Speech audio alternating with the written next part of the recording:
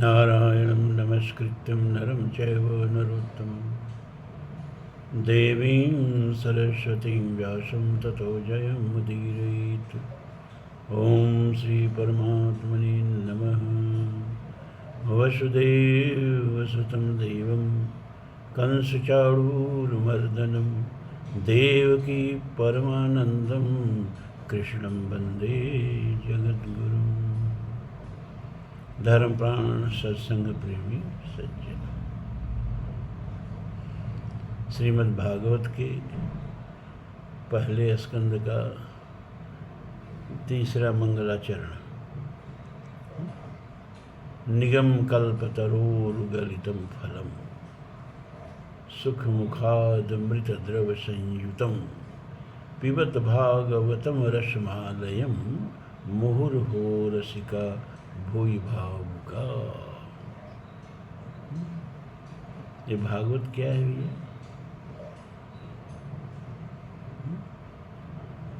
श्रुतियाँ कहते रसो वैशः रस हेवायम लब्ध्वा आनंदी भवति।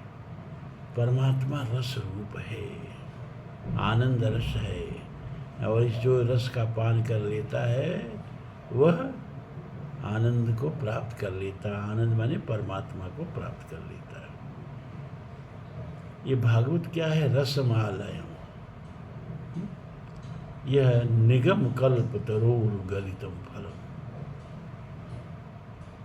वेद रूपी कल्प वृक्ष का यह गलित फल है। स्वयं सबसे परिपक्व पका हुआ फल है, और फल को अगर सुग्गा ठोर मार देता है तो उसको कहते हैं कि यह तो बहुत जरूर मीठा होगा। यानी सुग्गा को मीठे फलों की पहचान होती है। वो मीठे फलों को ही कुतरते हैं, और सुग्गा का कटा हुआ फल कभी खट्टा नहीं होता है। उसको फल की इतनी अच्छी पहचान होती है। ये जो भागवत का रसपूर्ण फल है,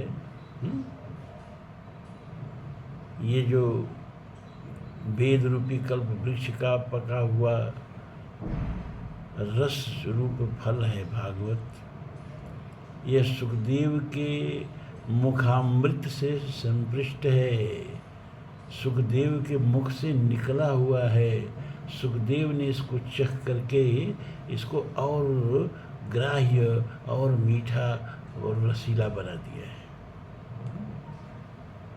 अब देखिए, भागवत जो है इसके पहले श्रोता वक्ता कौन है? विष्णु भगवान पहले वक्ता हैं। श्रोता कौन है? ब्रह्मा जी। तो ब्रह्मा जी भागवत किस लिए सुने? क्योंकि भागवत सुनकर के, भागवत का ज्ञान प्राप्त करके वो सृष्टि निर्माण करना चाहते थे। भागवत का ज्ञान प्राप्त करके सृष्टि निर्माण कैसे करेंगे भाई? क्योंकि भागवत जो है ना, अखिल श्रुति सार सारम, कहाँ है? भागवत में ही कहा ना, ये सभी वेदों का सार है। सभी वेद फल हैं तो ये वेद का रस है। अखिल श्रुति सार सारम और सर्व वेदांत सारम। तो ब्रह्मा को तेने ब्रह्म हृदय याद कब ये मोहयंते तो सूर्य। परमात्मा ने, भगवान विष्णु ने ब्रह्मा को सभी वेद की शिक्षा संकल्प मात्र से दी। क्यों? क्योंकि वो सृष्टि का निर्माण कर सके। तो कहते हैं कि भागवत चतुश्लोकी के रूप में सारे वेद की शिक्षा भगवान नारायण ने ब्रह्मा को दी। तो ब्रह्मा ने क्यों भागवत सुना भगवान के मुख से? सृष्टि का निर्माण करने के लिए। फिर भागवत को ब्रह्मा जी के मुख से किसने सुना? नारद जी ने। नारद जी ने क्यों सुना? क्या किए भागवत सुन के? भक्ति का प्रसार करने के लिए। और नारद से किसने भागवत सुनी? नारद से किसने भागवत सुनी? किसको भागवत सुनाया उन्होंने? वेद व्यास जी को। तो वेद व्यास जी ने भागवत सुन के क्या किया? लोक संग्रह मेवापे, लोक संग्रह, लोक का कल्याण करने के लिए, जन जन तक भगवान की कथा को पहुंचाने के लिए। जैसे कि भागवत अगर गंगा है तो नहर निकाल के हर जगह उसको सुलभ कर दिया वेद व्यास जी ने। तो वेद व्यास जी नारद से सुनकर के भक्ति भागवत को क्या किया? लोक संग्रह किया। और इसके बाद सूत से किसने कथा सुनी भागवत की? 88,000 ऋषियों ने सौन के नेतृत्व में।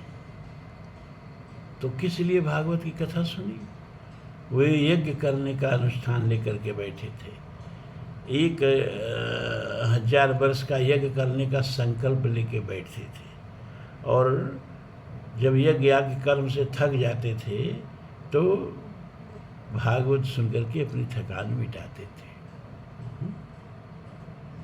इसीलिए उन सारे ऋषियों को भागवत सुनने का फल नहीं मिला, यज्ञ करने का फल मिला, क्योंकि भागवत को टाइम पास के लिए सुनते थे। मुख्य तो उनका कर्म था यज्ञ। संकल्प किस लिए लेके बैठे थे? यज्ञ के लिए। और इसके बाद भागवत का मुख्य वक्ता और श्रोता आते। भागवत के मुख्य वक्ता हैं श्री सुखदेव जी, और भागवत के मुख्य श्रोता हैं परीक्षित जी। परीक्षित ने भागवत क्यों सुनी श्री सुखदेव जी के मुख से? क्योंकि उनके पास केवल 7 दिन बच गए थे। हर जीव यहाँ परीक्षित का प्रतिनिधि है, और हर जीव के पास केवल 7 ही दिन है। बल्कि ये कहिए कि परीक्षित के पास तो 7 दिन थे, 7वें दिन उनको तक्षक डसने वाला था। लेकिन हम आप में से किसी के पास 7 दिन है कि नहीं है हम नहीं जानते। अधिकतम 7 दिन सबके पास है, इसी 7 दिन में एक दिन मृत्यु का दिन आना है। लेकिन ये 7 दिन भी हमारे पास हैं कि नहीं हैं? परीक्षित के पास केवल 7 दिन बचे थे। उस 7 दिन में परीक्षित कर क्या सकते थे? कौन वो ईश्वराराधना का कौन सी विधा है जो 7 दिन में व्यक्ति का कल्याण कर दे? तपस्या तो देखते हैं आप, 1000 वर्ष ऋषि मुनि लोग करते थे। अब तो 1000 वर्ष का जीवन नहीं रहा, लेकिन 1 दिन 2 दिन में तपस्या, 7 दिन में कोई तपस्या तारने वाली नहीं है। जीवन भर तपस्या का कोर्स होता है। ज्ञान, सत्संग करते रहिए, सत्संग करते रहिए, 1 दिन में ज्ञान हो जाएगा क्या? 7 दिन में ज्ञान भी नहीं तार सकता। कर्म, अनुयोग या श्रोत स्मार्थ कर्म, इष्टापूर्त कर्म। इष्टापूर्त कर्म क्या क्या होता है? आगे शास्त्र पढ़ोगे तो इसे बार बार आएगा। इष्ट कर्म कहते हैं श्रौत कर्मों को। वेद में जो कर्म बताए गए हैं, जैसे हवन करना इत्यादि, यज्ञ याग करना इत्यादि, अग्निहोत्र करना इत्यादि, जो वेदों में कर्म बताए गए हैं उसको कहते हैं श्रौत कर्म या इष्ट कर्म। और पूर्त कर्म क्या होता है? जो स्मृतियों में बताए गए हैं। मतलब जगत के कल्याण के लिए कुआं खुलवाना, बावली खुलवाना, औषधालय बनवाना, पथिकों की सहायता के लिए प्याऊ बैठाना, मार्ग बनवाना, ये लोक संग्रह का कार्य करना, इसको पूर्त कर्म कहते हैं या इसको स्मार्थ कर्म कहते हैं।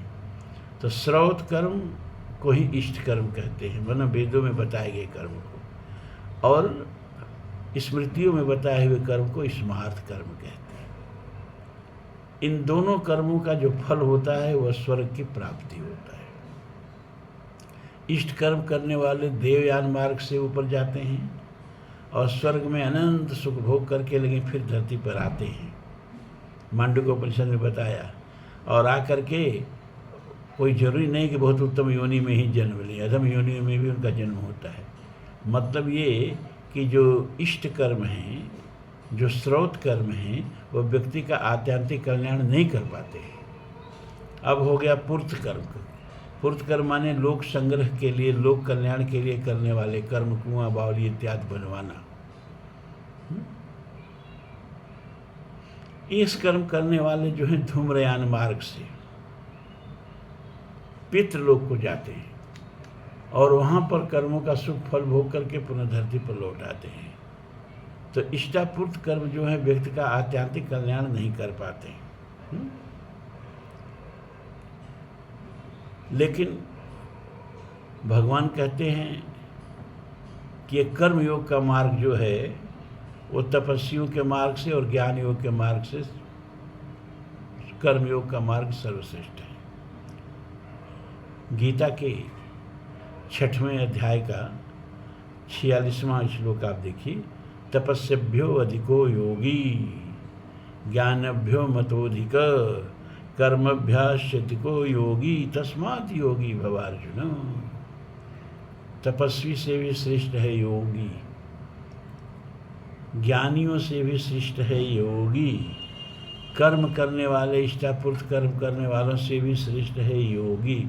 इसलिए अर्जुन तप को छोड़, ज्ञान को छोड़, कर्म को छोड़, योगी बन जा। लेकिन योगी को ही सर्वश्रेष्ठ बताया तो फिर भागवत की जरूरत क्या थी? भागवत को योग का ग्रंथ तो है नहीं है? लेकिन फिर गीता के 6वें अध्याय के 47वें श्लोक में कहते हैं, योगी नाम अपि सर्वेषां मद भक्तैतांतारात्मना श्रद्धावान भजते यो माम स मे युक्तमो मत। योगियों में भी, योगी नाम अपि माने योगियों में भी, सर्वेषां माने सबसे, मद गतेनांतरात्मना मेरी परायण होकर के अंतरात्मा से पूर्ण श्रद्धा से जो मेरा भजन करते हैं वो मुझे सबसे अधिक प्रिय है। तो सब सुना दिया है, तपस्वियों से, ज्ञानियों से, कर्मियों से प्रिय तो योगी को बता दिया, और योगियों में भी सबसे प्रिय बता दिया भक्तों को। तो यह श्रीमद् भागवत भक्ति का ग्रंथ है, भक्ति रस से लबालब भरा हुआ ग्रंथ है। इसीलिए सबसे कल्याण करने में सबसे श्रेष्ठ है। और जितने भी क्षण आपके लिए उपलब्ध हैं उतने ही क्षण में व्यक्ति का कल्याण करने में अगर कोई शास्त्र है समर्थ तो श्रीमद् भागवत है या रामचरितमानस है। करपात्री जी अपने अंतिम दिनों में केवल 2 ही ग्रंथ पढ़ते थे। वैसे तो वेदांत पर भी टीका लिखे, वेदों पर भी लिखे, वेदांत पारिजात, कितने बड़े विद्वान थे, सर्वशास्त्र निष्णात थे, लेकिन अंतिम समय में केवल 2 ही ग्रंथ पढ़ते थे, श्रीमद् भागवत और रामचरितमानस। यही वो 2 ग्रंथ हैं जो एक क्षण में भी भक्ति का, उपासक का कल्याण कर सकते हैं। क्योंकि सद्य हृदय वरुद्धते अत्र, इससे पहले वाले मंगलाचरण में कहा ना कि जो ही हम रामचरितमानस सुनने का या भागवत सुनने का संकल्प लेते हैं, भगवान हृदय में बस जाते हैं। देर नहीं होती है, ये तो हृदय में है ही, बस उनका ध्यान आया, प्रकट हो गए। तो सबसे कल्याणकारी ग्रंथ है। इसीलिए कहते हैं व्यास जी, निगम कल्प तरोर गलितम फलम, यह वेद का, सब वेद रूपी कल्प वृक्ष का, कल्प वृक्ष माने जो कामना करने को कुछ भी प्राप्त करा देता है लेकिन मोक्ष नहीं दे सकता। ये वेद की भी एक सीमा खींच दी है यहाँ व्यास जी कि वेद कल्पतरु है, लेकिन कल्पतरु के पीछे नीचे बैठ करके तुम मोक्ष मांगो तो वो मोक्ष नहीं दे सकता और सब कुछ प्रदान कर सकता है। लेकिन उस कल्पतरु का सबसे गलित, सबसे परिपक्व, रसपूर्ण फल है यह भागवत, जो मोक्ष भी दे सकता है।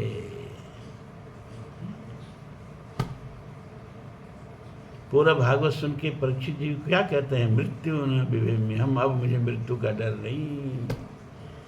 क्यों? अरे जो अपने को शरीर समझे वो मरने से डर है। और जिस भागवत सुनने के बाद भी अगर शरीर बोध ही रहा, आत्मबोध नहीं हुआ, तो आप जान लीजिए कि भागवत के नाम पर आप हंसी ठट्ठा मजाक गीत संगीत सुने, भागवत नहीं सुने। भागवत सुनने वाले को मौत का डर हो ही नहीं सकता। वो तो कबीर के शब्दों में हैं कि हम न मरे मरी हैं संसारा, हमको मिला जियावन हारा। कबीर कहते हैं हम काहे मरेंगे भैया, संसार मर जाएगा, ये शरीर संसार ही है। तुलसी धन धाम शरीर ही लो, ये शरीर मरता है माने संसार मरता है, इस शरीर में बैठे ये आत्मा नहीं मरती। क्यों कि राम मरे तब हमहू मरी हूँ, और राम न मरे तब काहे को मरी हूँ। कबीर कहते हैं ईश्वर अंश जीव अविनाशी, चेतन सत चेतन घन आनंद राशि। तो ये ईश्वर अंश है, ईश्वर ही है, जीवो ब्रह्म है ना पर। तो जब ब्रह्म मरेंगे, जब राम मरेंगे तब राम का अंश मरेगा, और राम नहीं मरेंगे तो राम का अंश क्यों मरेगा। तो भागवत वो है जिसको सुनने के बाद मृत्यु का डर खत्म हो जाए, मतलब मैं शरीर हूँ यह बोध मिट जाए, मैं आत्मा हूँ यह बोध प्रकट हो जाए। सुख मुखा द्रव मृत संयुतम, सुख के मुखाद मृत से और युक्त होकर के और ही मोक्ष और कल्याण कारक हो गया है। पिबत भागवतम रसमालयम।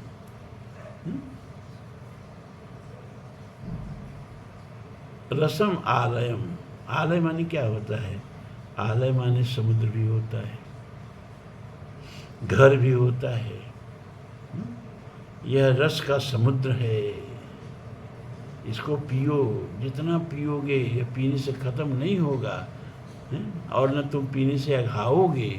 क्योंकि राम कथा जे सुनत अघाही, रस विशेष जाना तिन नहीं। और आलम का यहाँ एक दूसरा अर्थ भी हो गया। आ माने तक होता है, अलय माने लय, प्रलय, यानी प्रलय तक। प्रलय का मतलब महाप्रलय कब होती है, जब जीव भी ब्रह्म में मिलके केवल ब्रह्म रह जाता है और कोई नहीं रहता है।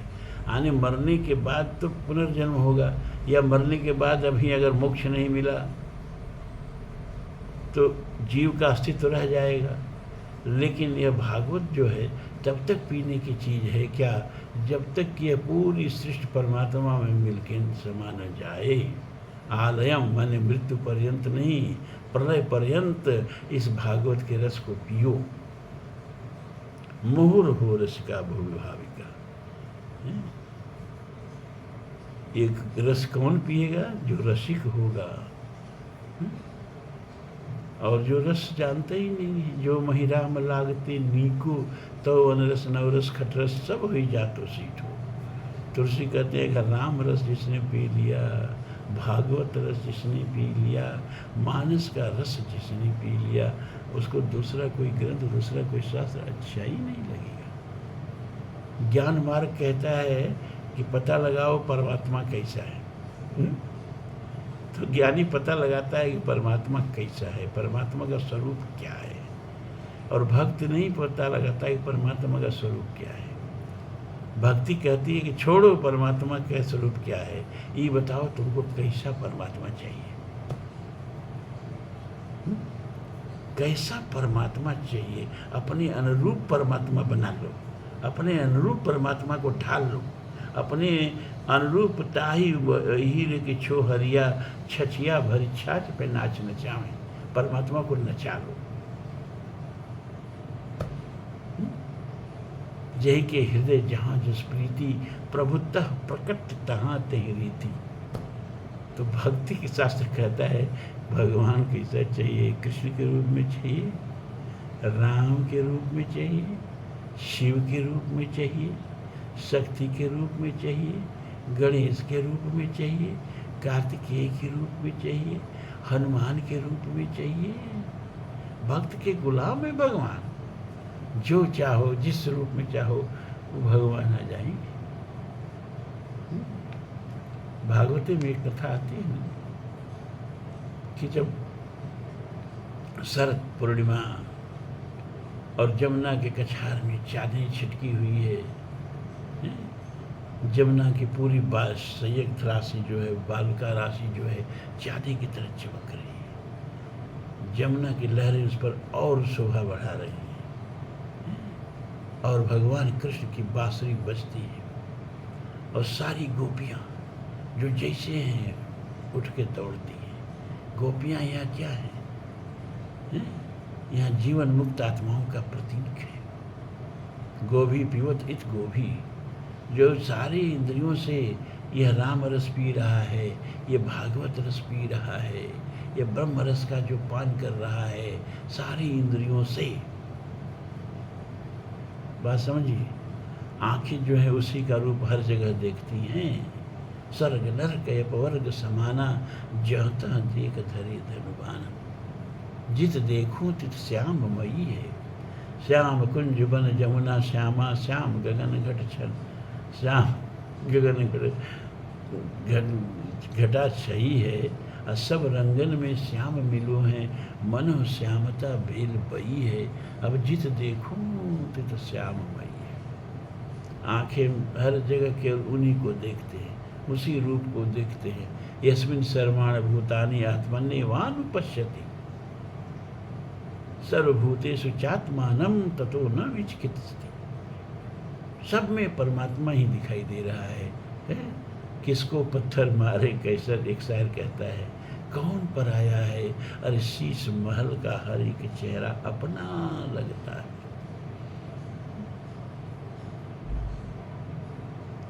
इसी तरह कानों से जो केवल प्रभु की कथा, हाथों से प्रभु का पूजन, चरण से प्रभु का तीर्थ। गोभी पीवत इत गोपी, जो सारी इंद्रियों से राम रस का, कृष्ण रस का, भागवत रस का पान करता है वो गोपी। और उसको जब परमात्मा बुलाएगा, परमात्मा ठेर लगाएगा, तो सारे संसार को ठेर के परमात्मा के यहाँ दौड़ ही पड़ेगा। लेकिन कभी कभी गृह कार्य नाना जंजाल आते, यदि दुर्गम शैल विशाला। कभी कभी संसार रास्ता में खड़ा हो जाता है भक्ति और भगवान के बीच में। तो जब सारी गोपियाँ, कोई एक आँख में काजल लगाई है, अभी दूसरे में लगा रही है, तब तक दौड़ पड़ी। कोई एक चोटी बांधी है, दूसरी बांध रही है, तब तक दौड़ पड़ी। कोई अधो वस्त्र पहनी है, ऊपर वस्त्र पहनी ही नहीं है, तब तक दौड़ पड़ी। जो जैसे ही तैसे ही उठी धावे। परमात्मा पुकार रहा है। एक गोपी थी, सैकड़ों गौओं का उसका गौशाला था और उसका पति कहा था कि सब गौशाला साफ हो जाना चाहिए, सब गोबर भर गया है गौशाला में। तो वो गौशाला में गोबर उठा रही थी। तब तक कृष्ण की बांसुरी पुकारती है और वह गोबर लगे हाथ से ही दौड़ कर गई और गौशाला का चौखट पार करना ही चाहती है कि उसका पति मोटा डंडा लेके सामने खड़ा है। कहाँ जा रही है? अब क्या बताए कहाँ जा रही है? कहा ये सारा गोबर पहले साफ कर, गौशाला साफ कर, इसके बाद जहाँ जाना है जा। गृह कार्य आकर के सामने खड़ा हो गया भक्त और भगवान के बीच में। अब वो बेचारी मोटे मोटे आंसू गिरा करके सैकड़ों गौओं का गोबर उठाने लगी और सोचने लगी, आहा, हर गोपियाँ कितनी सौभाग्यशाली है। वो परमात्मा के साथ अपना नृत्य कर रही होगी, आनंद रस का पान कर रही होगी, भक्ति रस पी रही होगी, पिबत भागवतम रसमालयम। और एक मैं हूँ, एक गोबर उठाना पड़ रहा है गौशाला। फिर सोचती है, हे भगवान, तो सर्वव्यापी है, सब जगह रहता है ना। सर्वतः पाणिपादो तत्व, सर्वतः अक्षि शिरोमुख, सर्वतः श्रुतमन लोके सर्वमावृत्य तिष्ठति।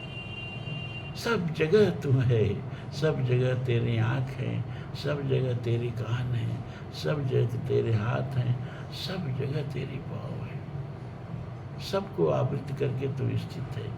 तो तू मेरे गौशाला में भी तो है ना। सारी गोपियाँ समर्थ हैं, वो आज तेरे साथ जाकर के नृत्य कर रही हैं, रास कर रही हैं। मैं असमर्थ हूँ, तो क्या तू अपने असमर्थ भक्तों के लिए खुद आ नहीं सकता? खुद दौड़ के आ नहीं सकता? तू भी असमर्थ है क्या? अगर असमर्थ नहीं है और भक्तों के प्रति तू भक्त वत्सल है, तो आज इस रास में, इस गौशाले में आज मेरे लिए रास कर। और गोपी जैसे ही हृदय से भगवान को पुकारती है, अपने पीछे एक सुखद स्पर्श अनुभव करती है। मुड़ के देखती है तो बालक कृष्ण गोल पंख लगाए, पीतांबर पहने मुस्कुराता है धीरे धीरे, तुमने मुझे बुलाया ना, मैं आ गया, बोलो क्या करना है? अरे कन्हैया आ गया, लेकिन क्या बताएं, मेरे पति ने कहा कि जब तक गौशाला साफ नहीं होगा ना तुम दूसरा कोई काम नहीं कर सकती। तो रुक जाओ, मैं पहले गौशाला साफ करूं। वो जल्दी जल्दी गोबर उठाने लगती है, लेकिन कहती है कन्हैया तो कितना जल्दी जल्दी करूं, देरी हो जा रही है ना। अरे तुम थोड़ा सा मेरा सहायता करना, चलो मिल करके गोबर उठा लेते हैं जल्दी जल्दी जल्दी जल्दी। बस कान्हा भी अपना गोबर उठाने लगे दौड़ दौड़ के। फिर थोड़ी देर के बाद रुक गए। गोपी कहती है अरे क्या है, कहाँ रुक गए, क्या हुआ? कान्हा ने कहा देखो भैया, मैं खेती में कोई काम नहीं करता, मैं गोबर उठाऊंगी तो तुम क्या मुझे दोगी? अच्छा तो उठा, तुम माखन चुरा चुरा खाता है ना, आज चुराना नहीं पड़ेगा, आज मैं तुमको माखन की लड्डू देंगी। फिर कृष्ण को कन्हैया गोबर उठाने लगता है। फिर थोड़ी देर बाद रुक जाते हैं। गोपी कहती है अब क्या हुआ? हम तो कहते हैं कि माखन देंगे तो उठा। नहीं नहीं, अब कितना माखन दोगी, कैसे पता चलेगा हमने कितना गोबर उठाया? गोपी ने कहा हाँ ये तो है।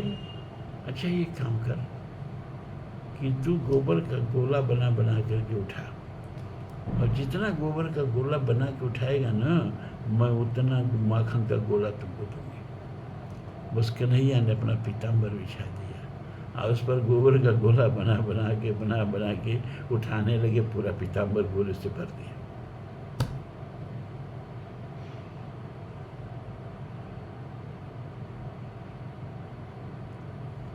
अब जब गोबर उठ गया तो कन्हैया ने कहा माखन लिया।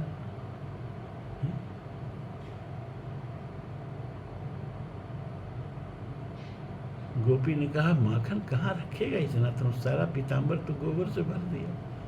भगवान ने कहा ये सब गोबर का जो टीला है ना मेरे शरीर पे लगा दे, मेरा पीताम्बर खाली हो जाएगा और इस पर माखन भरो।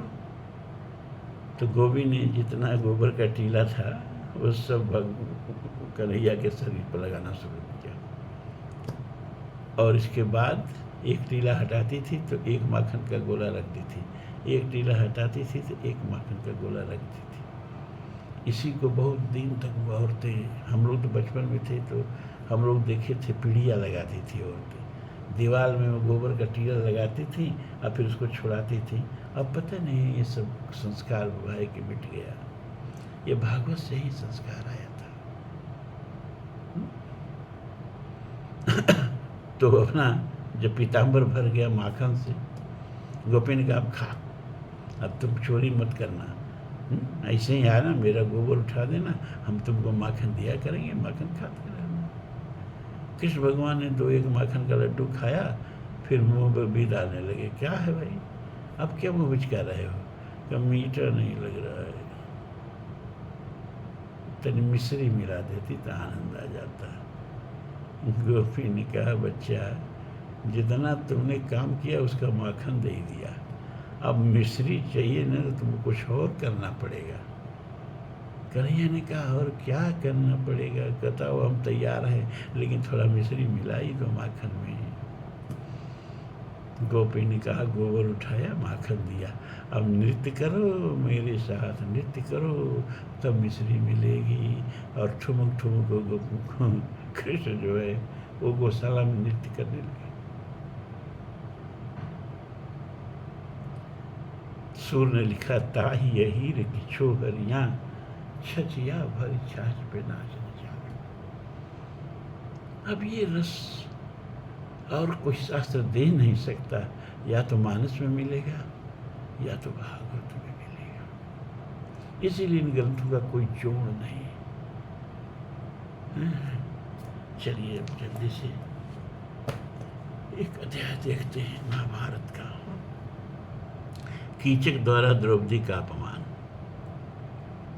सुंदर लाल अंकों वाली तैरंदरी, तुम्हारा स्वागत है। इससे पहले वाली कथा याद हो तभी आगे बात बनेगी भाई। अब धरती को अपनी बढ़ाइए आप लोग, और जो कथाएं हम कहते जा रहे हैं उसको याद करते जाइए। आज की रात का प्रभात मेरे लिए बड़ा मंगलमय है। अब तुम मेरी स्वामानी होकर मेरा प्रिय कार्य करो। मैं दासियों को आज्ञा देता हूँ, ये महाभारत सुना रहा हूँ आप लोग। मैं दासियों को आज्ञा देता हूँ, वे तुम्हारे लिए सोने के हार, शंख की चूड़ियाँ, विभिन्न नगरों में बने हुए शुभ्र सुवर्णमय कर्ण फूल, सुंदर मणिरत्नमय आभूषण, रेशमी साड़ियाँ तथा मृगचर्म आदि ले आए। मैंने तुम्हारे लिए पहले से ही यह दिव्य शैया बिछा रखी है। आओ यहाँ मेरे साथ बैठकर मधुर माधवी रस का पान करो। बस मदिरा पान के लिए बुला रहा है।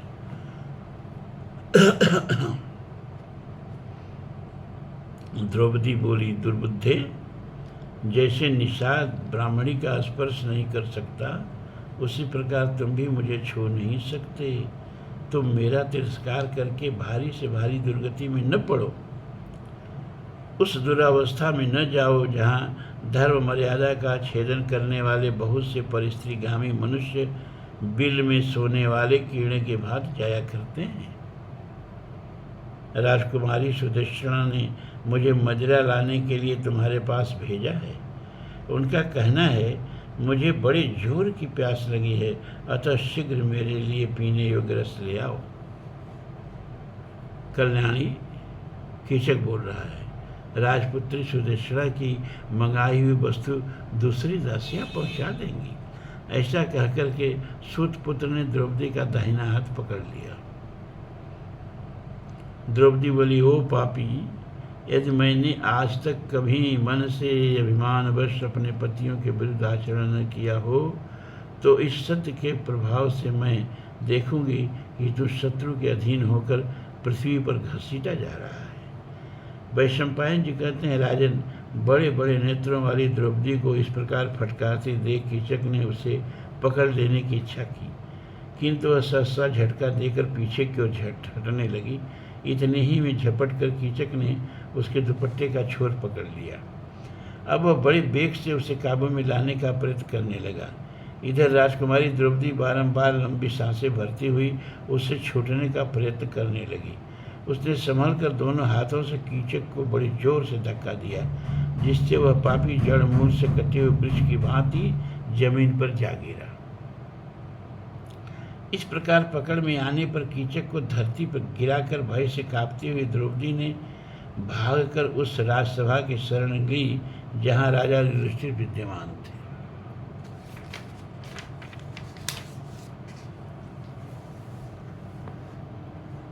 कीचक ने भी उठकर भागती हुई द्रौपदी का पीछा किया और उसका केस पास पकड़ लिया। फिर उसने राजा के देखते देखते उसे पृथ्वी पर गिराकर लात मारी।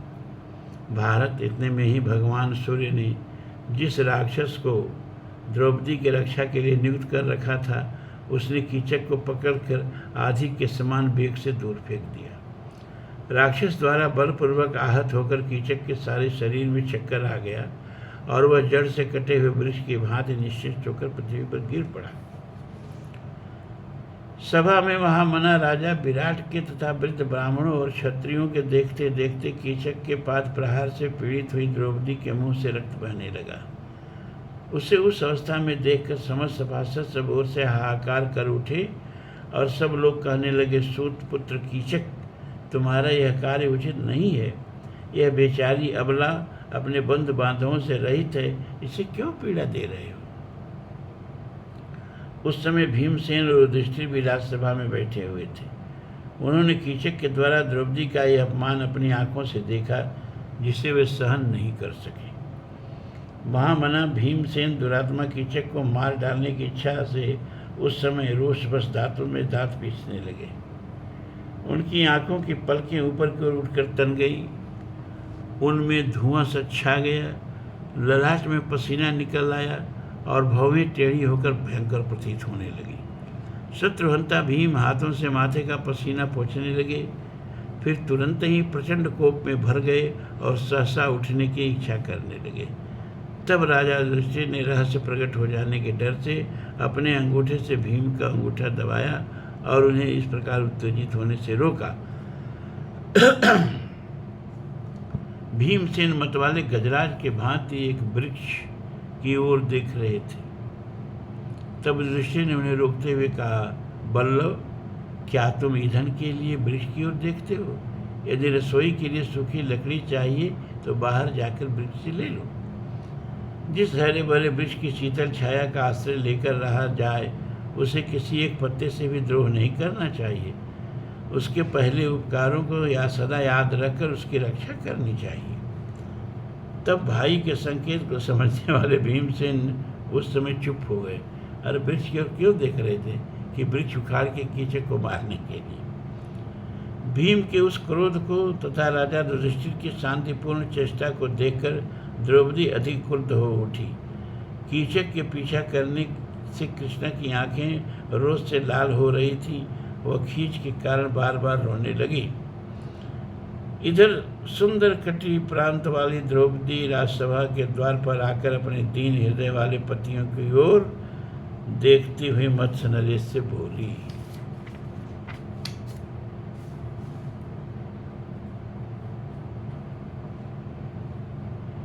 उस समय वह प्रतिज्ञा रूप धर्म से आबद्ध होने के कारण अपने स्वरूप को छिपा रही थी, किंतु उसके नेत्र मानो जला रहे हों, इस प्रकार भयंकर हो उठे थे। अब आगे की कथा कल। अब श्वेताश्वतर उपनिषद से एक मंत्र। ये श्वेताश्वतर उपनिषद के दूसरे अध्याय का 7वां मंत्र। सविता प्रसवेन जुषेत ब्रह्म पूर्व्यम तत्र योनिम कृणमसे न हि ते पूर्वम क्षिपत। संपूर्ण जगत को उत्पन्न करने वाले परमात्मा के द्वारा प्राप्त हुई प्रेरणा से सबके आदि कारण परम ब्रह्म परमात्मा की सेवा करनी चाहिए। उस परमात्मा में ही आश्रय प्राप्त करें, क्योंकि तेरे लिए पूर्व संचित कर्म विघ्नकारक न हो। इसमें दो बातें महत्वपूर्ण बताई गई। पहली ये कि बिना परमात्मा के कृपा के परमात्मा की भक्ति मिलती भी नहीं है। बिनु सत्संग, भक्ति माने पहला भक्ति क्या है? सत्संग ही न है। प्रथम भगति संतन कर संगा, दूसर रत मम कथा प्रसंगा। तो भक्ति का द्वार क्या है जिससे आप भक्ति के जगत में प्रवेश करेंगे? सत्संग। बिना सत्संग के भक्ति मिल ही नहीं सकती। और वह भक्ति, प्रथम भक्ति मिलती कब है? बिन सत्संग विवेक न होई, राम कृपा बिनु सुलभ न सोई। वही बात यहाँ बताई जा रही है कि परमात्मा की कृपा से, परमात्मा की उपासना करने से व्यक्ति के पूर्व संचित सभी कर्म दग्ध हो जाते हैं।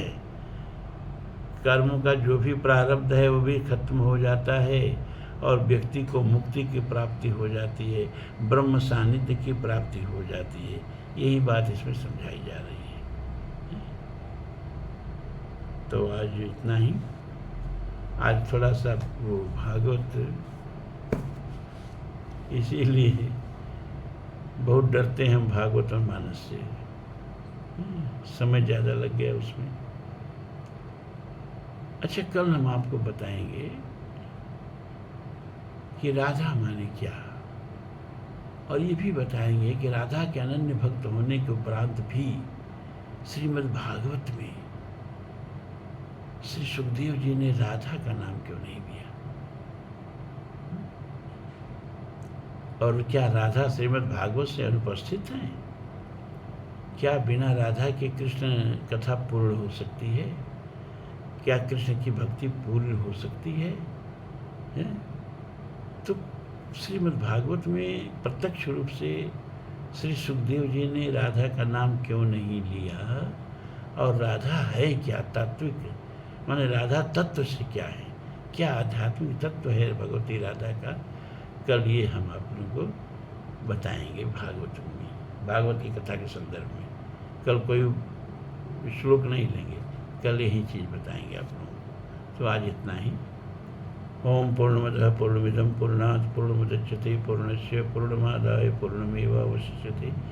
सर्वे भवन्तु सुखिनः, सर्वे सन्तु निरामयाः, सर्वे भद्राणि पश्यन्तु मा कश्चित् दुःखभाग् भवेत्। असतो मा सद्गमय तमसो मा ज्योतिर्गमय मृत्योर्मा अमृतं गमय। ओम शांति शांति शांति।